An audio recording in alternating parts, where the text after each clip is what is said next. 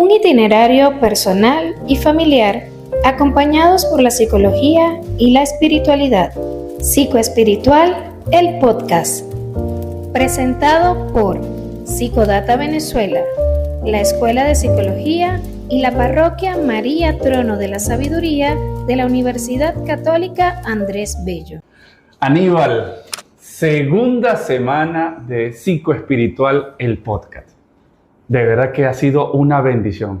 Agradecidos por todos los likes, por todos los comentarios que van colocando en nuestros canales de YouTube.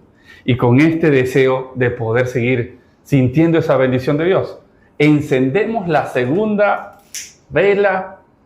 Mire, cuesta un poco como siempre. En la vida hemos insistido, si no nos rendimos, si no podemos a la primera, a la segunda, a la tercera, allí pegado, unido, bendiciendo a ese Dios que siempre está con nosotros. Y encendiendo la segunda vela de esta segunda semana de Adviento, vamos entonces a hacer la lectura que corresponde para el día de hoy. Una lectura que es muy especial, una lectura que nos llena siempre de vida, pero sobre todo nos llena de horizonte. Evangelio según San Lucas, capítulo 3, versículos del 1 al 6. El año 15 del reinado del emperador Tiberio, siendo gobernador de Judea Poncio Pilato, tetrarca de Galilea Herodes, su hermano Felipe, tetrarca de Iturea y Traconítida, y Lisanio, tetrarca de Abilene, bajo el sumo sacerdocio de Anás y Caifás, la palabra del Señor se dirigió a Juan, hijo de Zacarías, en el desierto. Juan recorrió toda la región del río Jordán, predicando un bautismo de arrepentimiento para perdón de los pecados, como está escrito en el libro del profeta Isaías. Una voz grita en el desierto: preparen el camino al Señor, enderecen sus senderos. Todo barranco se rellenará, montes y colinas se aplanarán. Lo torcido se enderezará, y lo disparejo será nivelado, y todo mortal verá la salvación de Dios. Palabra del Señor. No es de género apocalíptico como la que tuvimos la semana pasada. Exactamente. Pero es una lectura que reitero, nos abre mucho camino. Vamos a destacar 4 puntos de esta lectura, que eso nos lleva a este desarrollo psicoespiritual. La primera frase que tiene es el 15 del reinado del emperador Tiberio. Yo, por lo que entiendo, Aníbal, cada vez que se enfatiza el contexto en la Biblia, nos quiere decir algo. ¿Qué significa que es el año 15 del reinado del emperador Tiberio? Efectivamente, Dani. Nuestro Dios es un Dios que va hablando en la historia, que se encarna, que entra en esta historia para darnos un mensaje. En la Biblia, cuando se colocan estos datos históricos, es para hacernos ver el contexto. Y por eso me gustaría hablar de contexto. Sobre el contexto quisiera decirlo en 2 niveles. El primer nivel es a través del Imperio Romano. ¿Cuál era el contexto con respecto al Imperio Romano? Primero estaba Augusto como emperador, que como hemos dicho en otros momentos, gobernó aproximadamente unos 44 años. 44 años. 44 años. Y se lo calaron tanto tiempo. Todo ese tiempo gobernando Augusto. Ahora, tenía una estrategia muy buena. Por un lado, creó un contexto de paz, pero no era una paz verdadera. Era una paz falsa, inventada. ¿Por qué? Porque detrás de esa paz había impuesto, había opresión, había terror y miedo con respecto al pueblo. Es lo que llamamos la paz romana. La paz romana, exactamente. Es una paz tensa, no verdadera. Entonces, por un lado está el contexto romano, que a veces nosotros lo romantizamos, porque efectivamente hubo cosas muy positivas, pero por otro lado está todo el sufrimiento del pueblo durante todo este tiempo. En un segundo momento tenemos a Herodes, segundo nivel. Herodes era un hombre realmente enfermo por el poder. ¿Y cuánto tiempo duró? También 44 años como... Casi 40 años, aproximadamente 37 años. Él era el gobernador de Palestina. Era el gobernador de César Palestina. Augusto, y él era el gobernador. Sí. Ahora, fíjense que con respecto a Herodes es más complicado todavía porque este señor estaba tan enfermo por el poder que llegó a matar incluso a sus familiares. Santo Dios. 5 días aproximadamente antes de morir él, mató a uno de sus hijos creyendo que le iba a quitar el poder. Ahora, en este contexto podemos ver que era difícil para la familia de Nazaret. Sin embargo, allí aparece el ángel y le dice a María, alégrate, y a los pastores, alégrate. Entonces, en medio de la dificultad de Dios nos dice, hay posibilidad de vivir de un modo diferente. Y eso supone, condiciones muy adversas, condiciones difíciles. Y una de las cosas que uno ve, quien pensara distinto, quien hiciese cosas distintas, o moría crucificado, moría degollado, ¿no? Y ahí entra también esa sabiduría bíblica. Hay un autor que a mí me encanta, Alonso Shekel, que cuando uno va leyendo un poco lo que supone estos procesos históricos, él habla que hay 3 tipos de actitudes que se tienen en contextos muy duros, en contextos muy difíciles. La primera actitud es la de la desesperanza.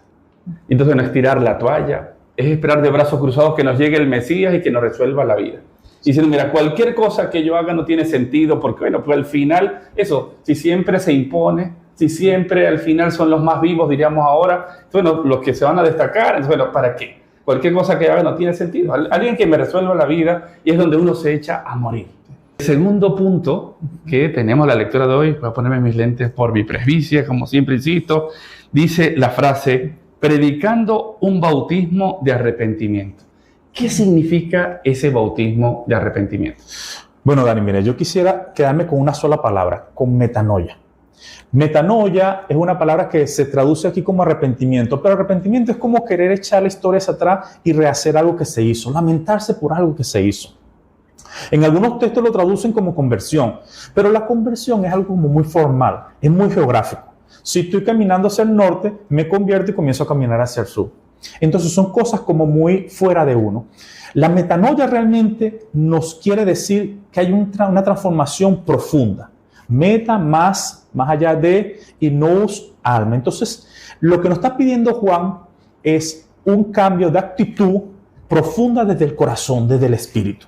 Entonces la invitación de Juan es ¿cómo hacemos? Ya hablando en este contexto de Adviento, ¿cómo hacemos para ir cambiando nuestra actitud frente a la realidad que estamos viviendo? Y hay un detalle, por eso que me encanta que hablas el tema de esa metanoia, de lo que supone la propia persona. Porque tenemos el peligro en este proceso, en este camino psicoespiritual, el de estar centrados en el pecado, ¿sí? Y estar metido, y al final tenemos el peligro de hacer un culto al pecado. ¿Por qué digo que es un peligro? Porque el pecado es la consecuencia.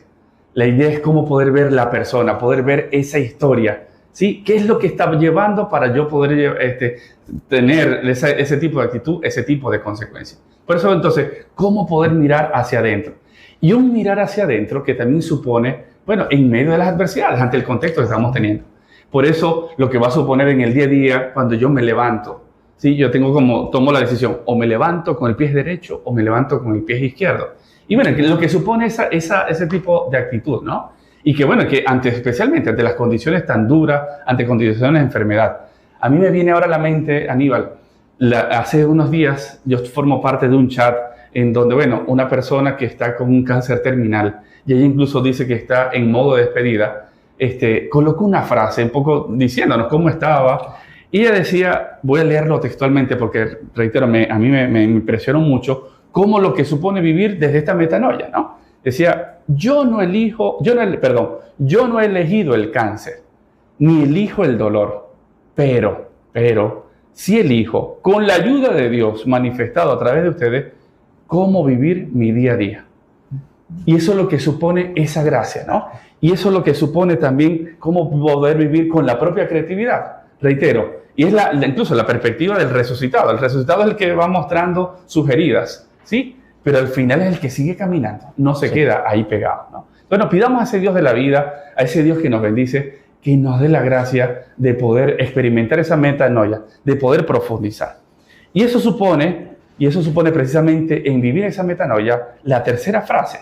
La tercera frase de la lectura de hoy dice, preparen el camino del Señor. Mira, esa frase para mí es muy significativa. Fíjate que a veces nosotros pensamos que la religión es algo mágico, que si yo lo pienso, lo pido, ya va a ocurrir. Y no, nuestro Dios espera que nosotros podamos colocar lo que nos corresponde en cada camino. Entonces, preparar es esa misma metanoia, es cambiar la actitud frente a la vida.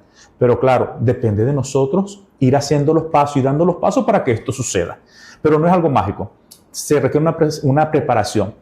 Por supuesto, se pide la gracia, pero al mismo tiempo se trabaja por ella. Y bueno, y lo que supone esa actitud, lo decíamos la semana pasada, levanten la vista. Una de las cosas que aparecía así como cómo poder levantar la vista, y supone ese, de una otra forma, tomar la iniciativa. Y por eso insistimos, a Dios rogando, pero con el mazo dando. Es la típica expresión que tenemos. Y lo que supone así, por supuesto, nos ponemos en esa mano de Dios, pero bueno, ¿cómo podemos también poner de nuestra parte, ¿no? Y por eso, la cuarta, ya hemos hablado de la tercera, la cuarta frase de esta lectura de hoy dice, todo mortal verá la salvación de Dios. Esa frase en este camino, ¿qué significa? Mira, ahí me voy a quedar ahora con un verbo, jorao, que significa ver, pero es más que ver, es un verbo muy profundo porque significa también contemplar, y contemplar es tratar de ver la profundidad de la realidad, no quedarnos con lo superficial. Ahora fíjate, ¿quiénes pueden ver realmente la gloria de Dios, la salvación de Dios? A veces yo creo que nosotros los cristianos, algunos cristianos, tienen exceso de pasado. Entonces el exceso de pasado nos lleva a la melancolía, a la tristeza, a quedarnos. Otros tienen exceso de futuro. Esto nos lleva a la ansiedad, a querer controlar las cosas. Y algunos tienen exceso de realidad, de presente. Y esto nos lleva a matar la esperanza. Entonces, un modo de ver realmente la salvación es cultivar la esperanza en medio de las situaciones difíciles, en medio de las realidades que a veces no son las que nosotros esperamos. Y creo que una de las cosas que siempre se nos insiste de la experiencia cristiana, esa capacidad para dejarnos sorprender. Exacto. Cuando perdemos la capacidad para sorprendernos, yo siempre insisto, es preferible, vamos, de una vez contratemos la funeraria, porque somos unos muertos de ambulancia. ¿Sí? Cuando eso, ya dejamos de sorprendernos, ya cuando decimos, bueno, toda la vida es costumbre, ya la vida de pareja, bueno, ya al final tenemos tantos años, ya somos hermanos, y la pareja no es para ser hermanos. O bueno, pasamos un día a día, no tiene ningún sentido. Sí, yo siempre insisto, cuando perdemos esa capacidad de sorprendernos, contratemos la funeraria. Y eso supone, incluso eso es lo que supone el tema de la metanoia, ¿no? Así que, bueno, Señor, danos la gracia de eso, de que día a día yo siempre, déjame sorprender por tus bendiciones. Y ahí también yo siempre insisto, hay dos pecados, y perdónenme las autoridades religiosas si estoy diciendo una herejía, ¿sí? Hay dos pecados que ni el Espíritu Santo perdona. La primera, decir, es que yo soy así, y yo soy así, se la cala, ¿sí? Y la segunda es, en esta organización, en este sitio, en esta casa, es que siempre se ha hecho así. Entonces, como siempre se ha hecho así, ahí estamos cerrando toda posibilidad de sorpresa. Bueno, yo soy así, pero por supuesto puedo ser de manera distinta. Claro. Y lo que supone ese cambio. Y precisamente esa es la Navidad. Esa es la capacidad de poder crecer. Y eso supone ese desarrollo espiritual. Bueno, vamos a pedir al Dios de la vida que nos dé la gracia de dejarnos sorprender. Que nos dé la gracia de poder caminar en ese día a día desde las adversidades, pero siempre llevando la luz. Por eso hagamos esta oración. Y por favor, no se olviden de darle like a este podcast y de poder seguir y además reenviar este podcast a tanta gente que le puede hacer mucho bien. Vamos entonces, Señor, danos la gracia de poder siempre estar contigo a través de esta oración. Dios de la vida, ponemos toda nuestra persona, a todas nuestras familias y a todo nuestro país en tus manos. Danos la sabiduría y la bondad que viene de ti. En medio de las adversidades e incertidumbres que podemos estar viviendo, te pedimos que nos llenes de tu Santo Espíritu, para que nuestra fe se fortalezca y se arraigue en tu vida. Danos la gracia de experimentar en este tiempo de Adviento una transformación profunda en nuestras vidas, que nos permita ver el mundo a través de tus ojos y encontrar esperanza en medio de la tormenta. Dispón nuestros corazones para caminar contigo, confiados en que tú nos llevas de la mano a cada uno de nuestros pasos. Abre nuestros ojos para que podamos reconocer tus señales y dejarnos sorprender por tus bendiciones, aun cuando dudemos o estemos sin fuerzas. Infúndenos creatividad y valentía para enfrentar los desafíos que se presenten, sabiendo que con tu ayuda somos capaces de mirar las puertas que se abren en lugar de las que se cierran. Concédenos la gracia de ser instrumentos de tu amor en este mundo, llevando luz y esperanza a quienes nos rodean. Amén.